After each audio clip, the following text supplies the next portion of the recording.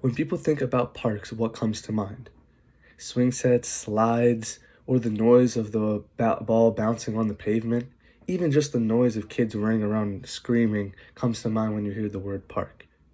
In my lifetime, I have been a plethora of parks, which included the classic slides and swing sets, but also amusement parks and even floral parks.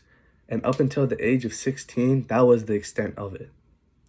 In October of 2017, I was introduced to Kings Memorial Park.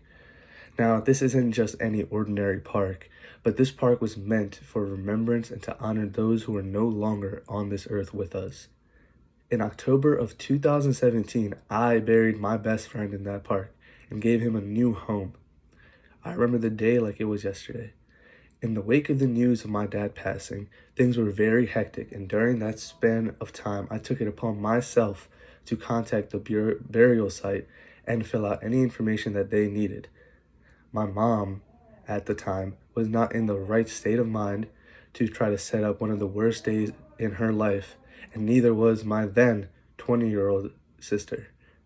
Now, the funny thing is, I was only 16 at the time, not even a legal adult, but for some reason, I was granted full access to signing paperwork and becoming the full owner of the gravestone and basically the grave itself. This is one thing I hang my hat on and will do until time ends, because in the moment, I went from a normal 16-year-old kid worrying about girls, parties, sports, SATs, and all the average 16-year-old stuff to someone who had basically become the man of the house.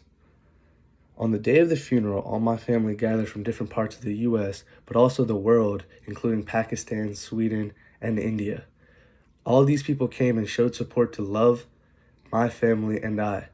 At ISB, or the Islamic Society of Baltimore, we held a prayer in honor of him, and then from there we made our way to Kings Memorial Park. I remember my uncle and I were the ones who actually jumped down into the grave burial spot before anyone and placed my dad down in there. This memory will always be embedded in my head, but that isn't the end of this story. This is just the beginning to a new life where I knew that I had someone watching me at all times and counting on me to take care of what he built up, which was his family. Now, I cannot say I am a perfect human being, and I have made many mistakes in my life, but one thing I can confidently say is I changed for the better. Post-death, I really cut out a lot of people in my life because I had my family and the real ones that I knew would stick with me through anything, until this day have. With all this going on, I found a new sanctuary in Kings Memorial Park. Going there, visiting my dad, and just praying for him was one of the best experiences I have done in my life. Talking to him made me forget about the realities of this world and the tragic moments, as I felt he was there listening to me without any response. Kings Memorial Park is more than just a place to me. It is who I am now, and it will always be a part of me until my time comes.